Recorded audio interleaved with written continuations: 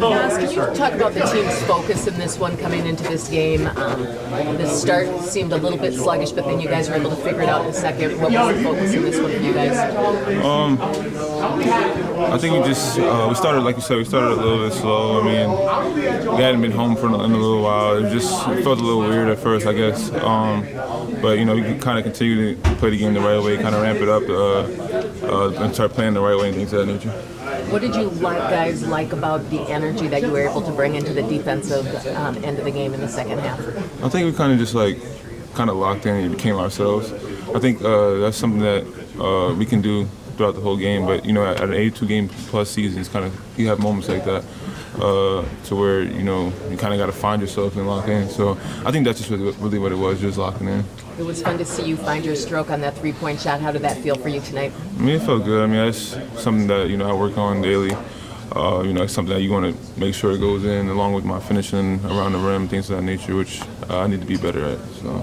Now, as the team construction is obviously pretty unique in the NBA with three talented bigs like you guys have, how do you feel Finch is doing, utilizing you guys, whether that be through your horns, flare actions, or you know, pick and rolls? What do you kind of think on that? I mean, it's been good. I mean, great actually. I mean, it's always finding ways to be creative with the three bigs, especially like today. We kind of went a big lineup. I think it was Nikhil, Jaden, me, Rudy, and Kat. So I mean, it's always finding creative ways and you know, to be effective in that manner.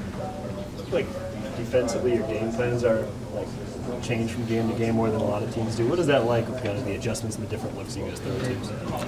It's not that bad. I mean, we kind of, once you learn each coverage and once you know what the next person is doing, it's kind of gets easy because you what that person is doing, you kind of know what you have to do next, if that makes sense. So whether it's getting to the next rotation, being low man, or helping, or whatever the case may be, switching, you kind of got to get a feel by going through it enough times. No, so a lot of people. I was going to say a lot of people actually talk about Ant not taking enough shots. But I want to know, what do you think about his playmaking ability when he's not taking those shots? He's actually finding his teammates.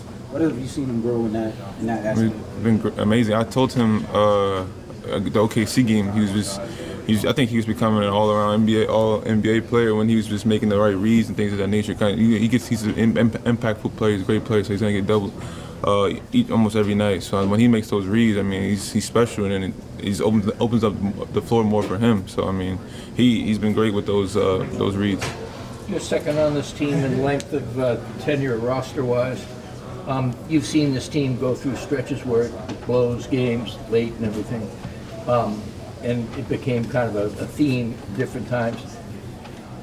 Being able to come out of it against OKC and Laffer again tonight, do you feel like this team is different in terms of that kind of resilience? Yeah, for sure. I think with that starting with OKC, we kind of realized like that game, each game matters, but that game really, really mattered. And you know, that kind of started off the way it was supposed to be. We didn't come out to a deficit how we have to them in the past, and I think that kind of bridged onto tonight where we kind of handled business. They didn't have their two best guys, but that was a professional win for us.